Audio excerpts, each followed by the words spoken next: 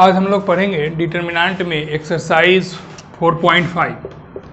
Exercise 4.5 मैंने पिछले lecture में भी एक्सरसाइज 4.5 ही पढ़ाया था, बट वहाँ पे मैंने एडजॉइंट ऑफ मैट्रिक्स निकाला था।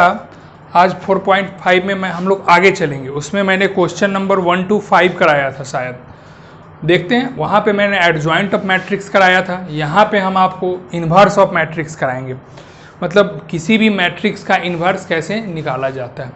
पहले हम लोग इन्वर्स ऑफ मैट्रिक्स को समझते हैं। देखिए, इन्वर्स ऑफ मैट्रिक्स जैसे आपने पढ़ा था, एडजॉइंट ऑफ मैट्रिक्स तो आपने पढ़ा है। एडजॉइंट ऑफ मैट्रिक्स क्या होता है? Transpose of A matrix which is form by their cofactor. Transpose of A matrix which is form by their cofactor, मतलब उस मैट्रिक्स का ट्रांसपोज जो किसी मैट्रिक्स के कोफैक्टर से बना हो। चलिए तो देखते हैं। अब एक बात आप लोग याद रखिएगा कि A inverse is equal to होता है 1 by determinant of A into adjoint of A. मैंने लिखा A inverse is equal to 1 upon determinant of A into adjoint of A. अगर किसी मैट्रिक्स के एडजॉइंट में हम 1 अपॉन डिटर्मिनेंट से मल्टीप्लाई कर देते हैं तो हमको उस मैट्रिक्स का ए इनवर्स मिल जाएगा। आपको एडजॉइंट ऑफ ए तो अच्छे से पढ़ा हुआ है, मैंने इसका क्वेश्चन भी कराया था। अब ए इनवर्स में हम लोगों को पढ़ना है अभी। तो A inverse is equal to होता है 1 by determinant of A into adjoint of A. अब एक बात समझना है, यहाँ पे दो केसेस आएंगे। केस 1 कि if determinant of A is equal to 0। जैसे डिटर्मिनेंट 0 हो गया, तो जब डिटर्मिनेंट 0 होता है तो उसको हम लोग बोलते हैं matrix is said to be singular. क्या होगा? मैट्रिक्स सिंगुलर होगा। जिसका डिटर्मिनेंट 0 हो गया उसका वो मैट्रिक्स क्या होगा? Singular matrix. Then A inverse will be not exist. क्या करेगा? तो इनवर्स जो है वो एग्जिस्ट नहीं करेगा। ठीक है। दूसरी बात होगा कि determinant of A is not equal to 0। मतलब क्या हुआ? Matrix is non singular. मतलब मैट्रिक्स क्या है? नॉन सिंगुलर है। तो इस केस में क्या होगा? देन आपका ए इनवर्स विल बी एग्जिस्ट।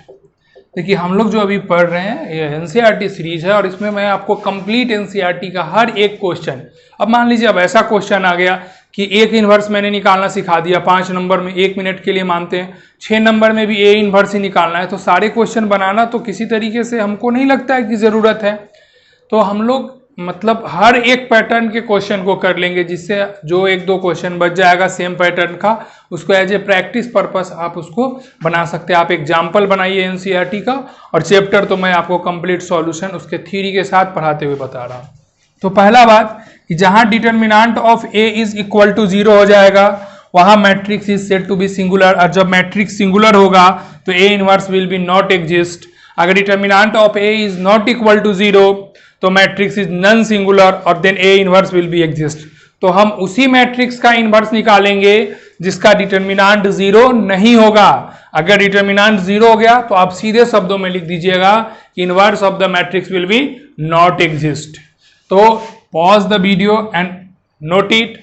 अब हम लोग सीखेंगे कि इनवर्स ऑफ मैट्रिक्स निकालते कैसे हैं। डिटर्मिनेंट ऑफ ए आप हम लोगों को निकालने आता ही है, एडजॉइंट ऑफ ए हम लोगों को निकालने आता ही है। दोनों निकाल लेंगे, एक बार प्रैक्टिस हो जाएगा और हम इसका क्वेश्चन सॉल्व कर लेंगे। Pause the video and note it. हम इसको क्लीन कर रहे हैं।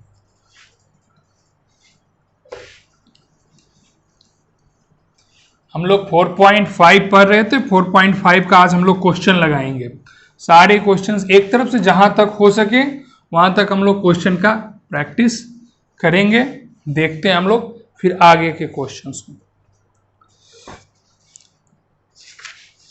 एनसीईआरटी में 4.5 का क्वेश्चन नंबर 4 तक मैंने आपको करा दिया था। वहां पे एडजॉइंट निकालना था और एक प्रॉपर्टीज को प्रूव करना था कि A into adjoint of A is equal to adjoint of A into A is equal to determinant of A into आई।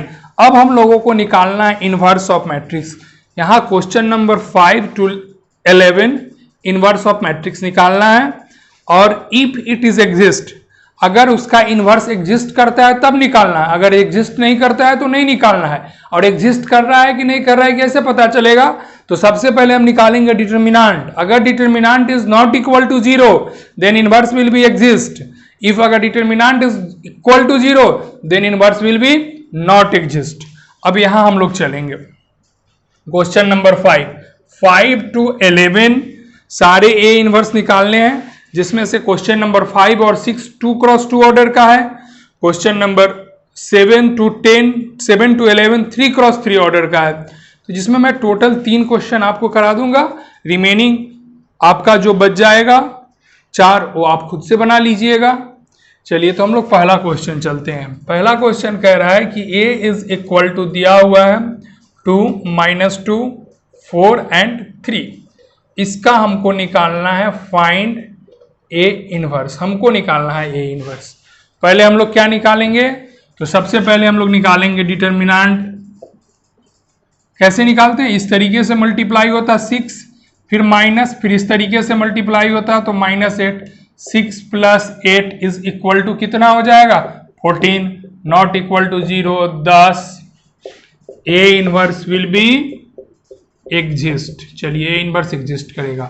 और जिसका 0 नहीं होता उसको हम लोग क्या बोलते हैं? तो उसको हम लोग बोलते हैं नॉन सिंगुलर।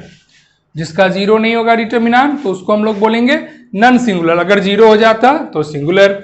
अब हमको क्या निकालना होता? अब हमको निकालना है ए इनवर्स बराबर, हम लोग पढ़े हुए हैं ना, 1 डिटर्मिनेंट ऑफ ए और एडजॉइंट ऑफ ए इनटू में होता है। तो एडजॉइंट ऑफ ए निकालना है और हमको पता है कि एडजॉइंट ऑफ ए कैसे निकलता है?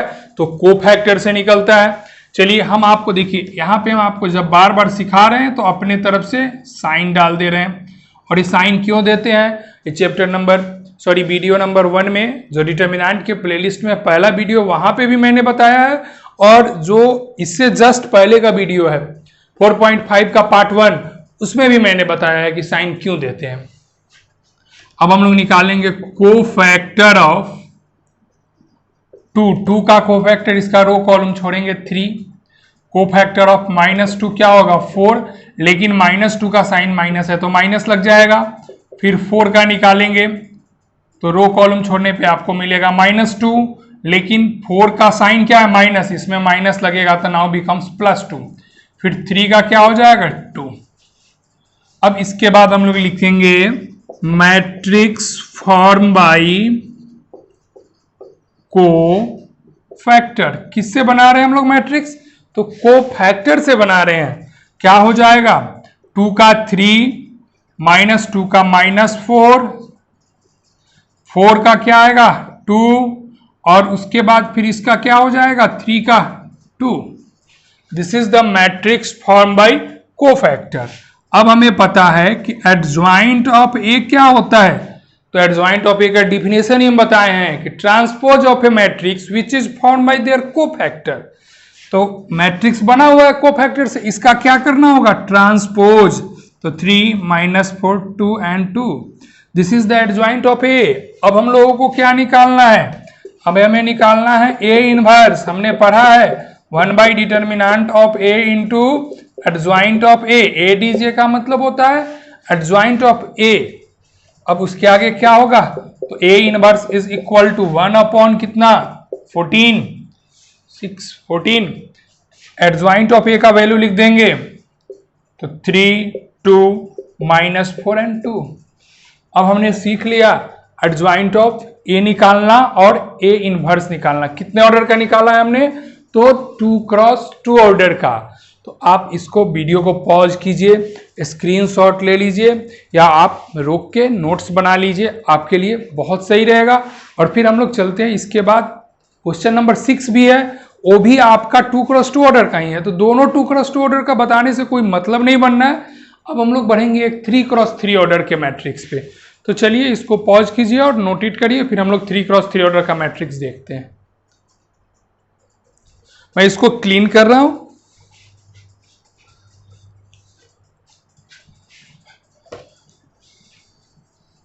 आप लोगों से बस यही कहना है कि वीडियो को ज़्यादा से ज़्यादा शेयर करिए दोस्त लोगों के साथ, और वीडियो को देखिए, अंत तक देखिए, और थोड़ा दोस्त लोगों को बोलिए कि सब्सक्राइब भी करें। अभी हम लोग 1K पहुंच गए, इसके लिए तो बहुत बहुत धन्यवाद।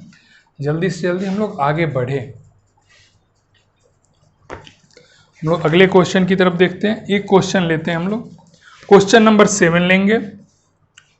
7 में बोल रहा है एक मैट्रिक्स ए दिया हुआ है जिसमें 1 2 3 0 2 4 0 0 5। अब हमें इसका इन्वर्स निकालना है। अब सबसे पहले हम क्या कर देते हैं, तो डिटर्मिनेंट ऑफ ए निकालते हैं। चलो, डिटर्मिनेंट ऑफ ए निकालना है हम लोगों को। तो हमने आपको सिखाया है ना कि जिस रो या जिस कॉलम के रिगार्डिंग ज़्यादा जीरो हो उसके रिगार्डिंग तोड़ने में आपको आसानी महसूस होगा। देखिए यहाँ पे देखिए तो 1 है, 0 0 है, तो हम C1 के रिगार्डिंग तोड़ देंगे। तो 1 इंटू क्या मिलेगा, 2 2 4 0 5। जीरो के लिए तोड़ने का कोई मतलब नहीं बनता है, इस जीरो के लिए तोड़ने का भी कोई मतलब ही नहीं बनता, क्योंकि 1 जैसे 1 मल्टीप्लाई हो रहा है उसी तरह जीरो भी मल्टीप्लाई होगा, और जीरो मल्टीप्लाई करके सबको जीरो कर देगा। तो इज इक्वल टू कितना हो जाएगा, 10, नॉट इक्वल टू 0। ये जीरो के बराबर नहीं है, तो इनवर्स विल भी क्या होगा, ए इनवर्स विल बी एग्जिस्ट। आपका ए इनवर्स एग्जिस्ट करेगा। अब ए इनवर्स एग्जिस्ट करेगा तो हमने आपको पढ़ाया है कि A inverse is equal to क्या होता है।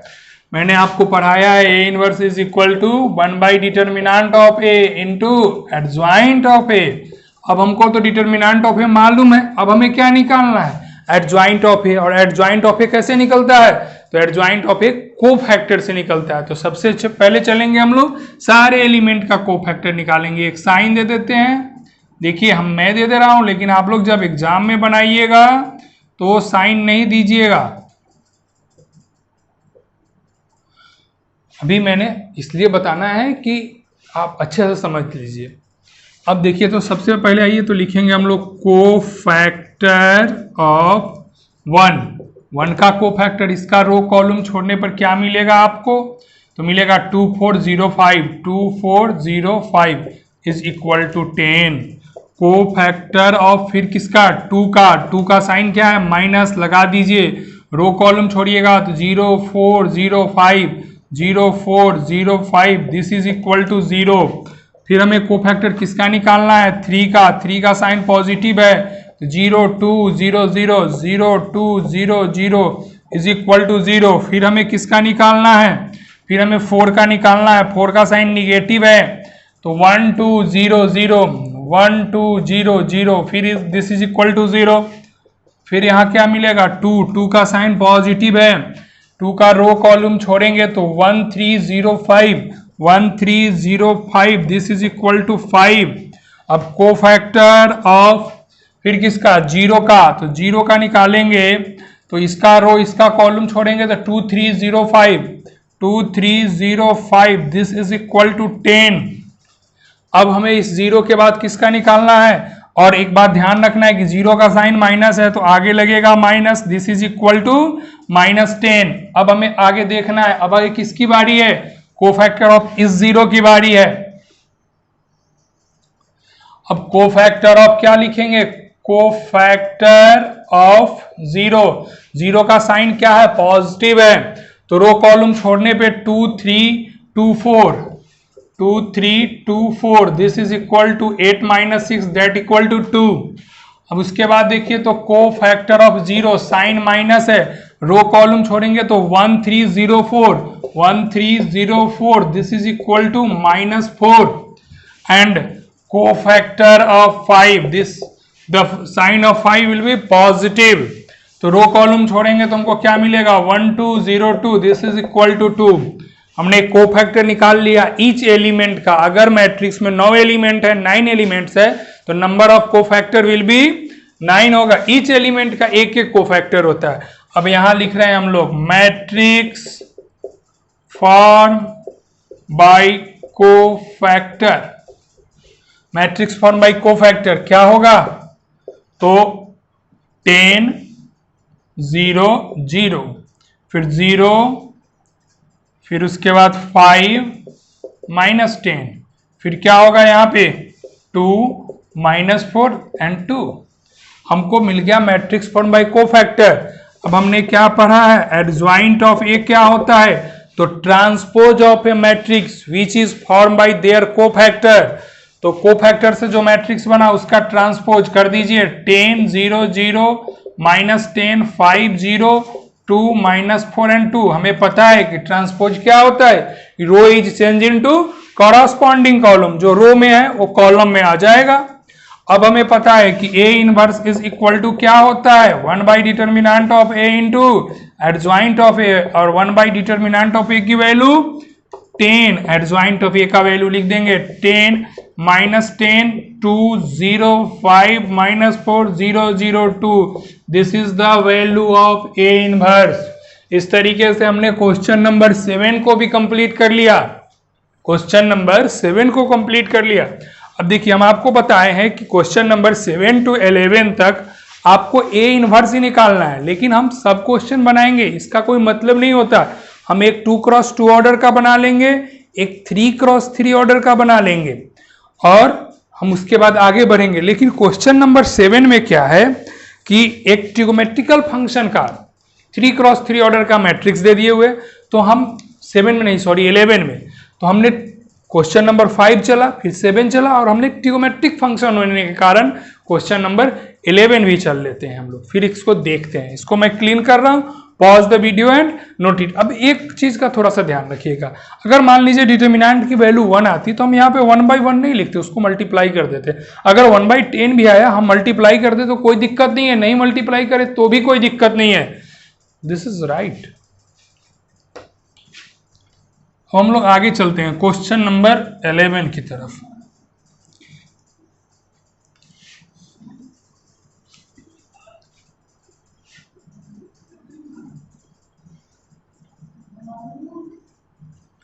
क्वेश्चन नंबर 11 में एक square matrix of 3x3 order है, और square matrix of 3x3 order trigonometric function है। क्वेश्चन नंबर 11 हम लोग देखेंगे।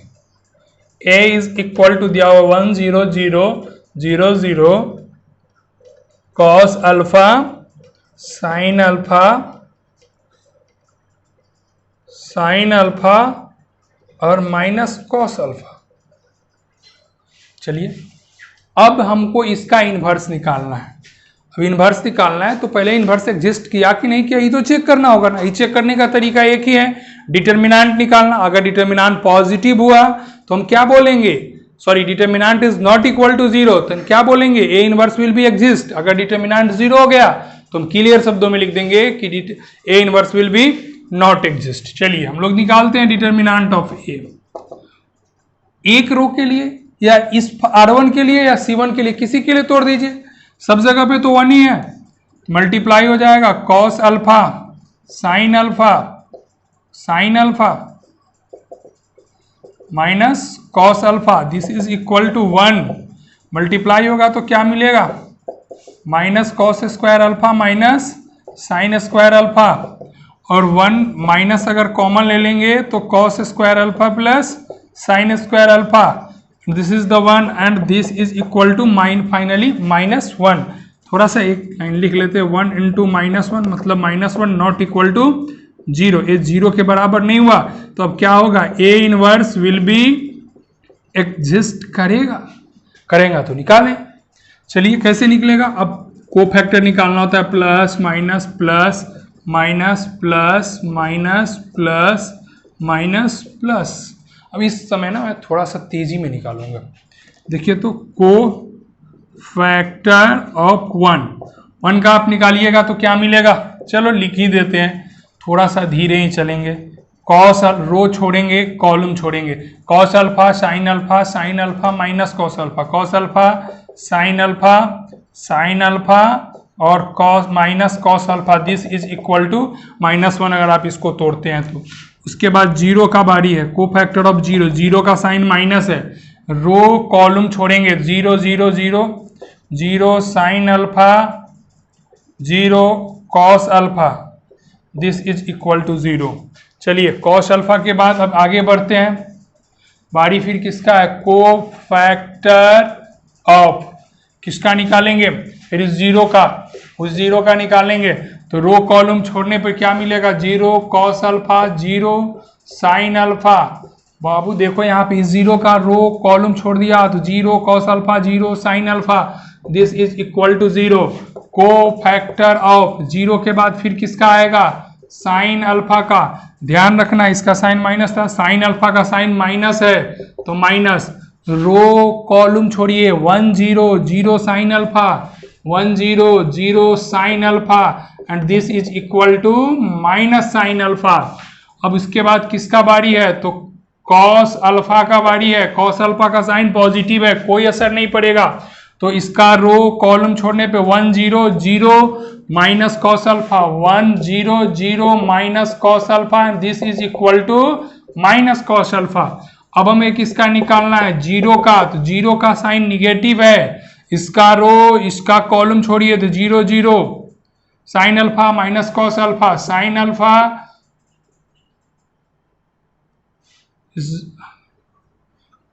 कुछ गड़बड़ हो गया, 0 0 साइन अल्फा, नहीं नहीं यहाँ देखिए 0 का रो कॉलम छोड़ेंगे तो 0 0 sine alpha cos alpha, sine 0 0 sine alpha cos alpha minus में दिस इज इक्वल टू 0। अब इस 0 के बाद इस वाले 0 की बारी है तो 0 का लिखेंगे, साइन पॉजिटिव था, रो कॉलम छोड़ेंगे 0 0 cos alpha sine alpha 0 0 cos alpha sine alpha, this is equal to 0। अब किसकी बारी है, साइन अल्फा का, साइन अल्फा का साइन माइनस है, रो कॉलम छोड़ देंगे तो 1 0 0 sorry row column 1 0 0 sine alpha 1 0 0 sine alpha, this is equal to minus sine alpha. और ध्यान रखना है साइन माइनस था इसलिए माइनस साइन अल्फा हुआ। अब इसके बाद किसको निकालना है, तो माइनस कॉस अल्फा का, साइन क्या है पॉजिटिव, रो कॉलम छोड़ देंगे 1 0 0 cos alpha 1 0 0 cos alpha is equal to क्या हो जाएगा, कॉस अल्फा। तो हमने सारे एलिमेंट का कोफैक्टर निकाल लिया। अब हमारी बारी है मैट्रिक्स फॉर्म बाय कोफैक्टर लिखने का। Matrix form by cofactor, matrix form by cofactor क्या होगा, तो मैट्रिक्स फॉर्म बाय कोफैक्टर होगा -1 0 0, फिर क्या होगा माइनस साइन अल्फा, फिर minus cos alpha 0 0 minus sine alpha और cos alpha, this is the matrix form by cofactor. अब हमें निकालना है एडजॉइंट ऑफ ए, हुआ बोर्ड छोटा है इसलिए हम मिटाएंगे। यहाँ पे हमें क्या मिला है, determinant of A, determinant of A, determinant of A. थोड़ा लॉकडाउन का प्रॉब्लम है जिसके कारण बोर्ड छोटा हो रहा है, नहीं तो अगर सब कुछ से तो इसको मैं बड़ा कर लेता। चलिए मैं इसको क्लीन कर रहा हूँ। डिटर्मिनेंट ऑफ ए यहाँ पे मैं बचा के रखा कारण कि हमें ज़रूरत पड़ेगा। अब यहाँ से चलते हैं हम लोग डायरेक्ट यहाँ पे, तो adjoint of A is equal to क्या होगा, एडजॉइंट ऑफ ए होता है transpose of A matrix which is form by their cofactor. तो क्या मिलेगा, ट्रांसपोज करिए -1 0 0, रो को चेंज कर देंगे कॉलम में, फिर 0 minus cos alpha minus sine alpha, फिर क्या हो जाएगा 0 minus sine alpha and cos alpha, this is adjoint of A. मुझे पता है अब निकालना है हमें ए इनवर्स, तो ए इनवर्स बराबर हमने क्या पढ़ा है, तो 1 by determinant of A into adjoint of A, and 1 by determinant of A की वैल्यू -1, तो this is equal to 1 upon -1। अब एडजॉइंट ऑफ ए हम लिख देंगे यहाँ पे, डिटर्मिनेंट ऑफ ए मैंने शुरू में निकाला था वहीं से लिखा, क्या हो जाएगा -1 0 0 0 minus cos alpha minus sine alpha 0 minus sine alpha और कॉस अल्फा। अब इस माइनस को देखिए तो -1 upon -1, this is equal to -1, और मैं इसको मल्टीप्लाई करूंगा तो this is equal to 1 0 0 0 cos alpha sine alpha 0 sine alpha and minus cos alpha, this is the inverse of matrix. And question number कितना हुआ, ये क्वेश्चन नंबर 11 हुआ।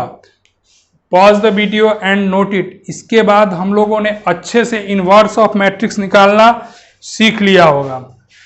Inverse of matrix निकालना सीख लिया, क्योंकि मैंने इस पे 3 क्वेश्चन अभी कराया, question number 5, question number 7 and this is equal to this is question number 11।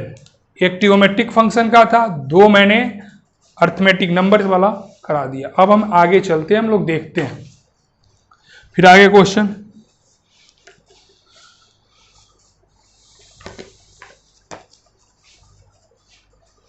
मैं इसको मिटा रहा हूं, आप इसको पॉज करके नोट कर सकते हैं।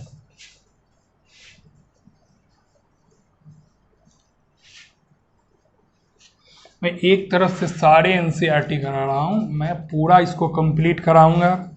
उसके बाद मैं बोर्ड का जो प्रीवियस ईयर है उसका भी कंप्लीट सॉल्यूशन लाऊंगा। कंप्लीट सॉल्यूशन जो सीबीएसई का था वो सारा आ जाएगा आपका।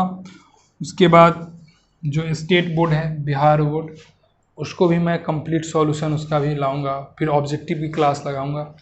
तो हम लोग देखते हैं इसके बाद अगला क्वेश्चन, क्वेश्चन नंबर 12। देखिए एक बात मैं आप लोगों को बता रहा हूँ, जब मेरा वीडियो आप देख रहे हैं या पढ़ रहे हैं तो काइंडली उस समय एनसीईआरटी की बुक जरूर बगल में रखें, क्योंकि मैं तो कंप्लीट सॉल्यूशन उसका आपको समझा के पूरा एनालिसिस के साथ दे रहा हूँ, तो बुक रहना बहुत ज़रूरी है। चलिए हम लोग देखते हैं क्वेश्चन नंबर 12। क्वेश्चन नंबर 12 देखेंगे, फिर उसके बाद आगे देखेंगे। क्वेश्चन नंबर 12 कह रहा है कि a is equal to 3725 and b is equal to 6879। हमको वेरीफाई करना है ए बी का whole inverse is equal to B inverse into A inverse. चलिए सबसे पहले बात जान जाइए कि ये एक प्रॉपर्टीज होता है। जैसे आपने पढ़ा था ना कि ए बी का whole transpose is equal to B transpose into A transpose. उसी तरीके से ए बी का whole inverse is equal to B inverse into A inverse. अब देखिए इसको मैं मिटा रहा हूं। आपको ए बी का होल इनवर्स कहने का क्या मतलब है, पहले ए और बी को मल्टीप्लाई करते हैं। A B is equal to मैंने लिख दिया 3725 and it's multiply by 6879। Multiplication समझते हैं, रो को कॉलम से करते हैं। 3 6 से हो जाएगा तो 18, 7 7 से होगा तो 49, फिर 3 8 से होगा तो 24, 9 7 से होगा तो 63, ऐड होता है। फिर क्या हो जाएगा 12 प्लस 35, फिर कितना होगा 16 प्लस 14, 54, सॉरी 45 होगा ना, 5 9 से मल्टीप्लाई होगा, 67 7 4 7 8 1 61। This is A B. अब this is the 2x2 order matrix. हमने आपको 2x2 ऑर्डर का इनवर्स निकालना सिखाया है, तो अब तो आप आसानी से इसका इनवर्स निकाल सकते हैं आराम से। मैंने सिखाया है क्वेश्चन नंबर 5, इस वीडियो के शुरू में ही मैंने बताया था।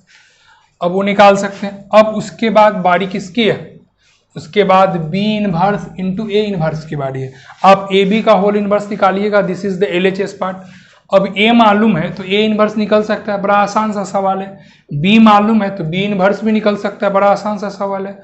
और जिस तरह से मैंने ए बी को मल्टीप्लाई किया है उस तरीके से आप बी इनवर्स और ए इनवर्स को भी तो मल्टीप्लाई कर सकते हैं। तो आप बी इनवर्स और ए इनवर्स को मल्टीप्लाई करिएगा तो आपको वैल्यू मिलेगा यही जो ए बी के इनवर्स के बराबर है। मैंने इसको अच्छे से समझा दिया, अब बनाइए। हम लोग फिर मिलते हैं अगले वीडियो में। तब तक के लिए आप लोगों को एक बात मैं ज़रूर कहूँगा, अच्छे से मेहनत करिए और थोड़ा हमें भी सपोर्ट करिए।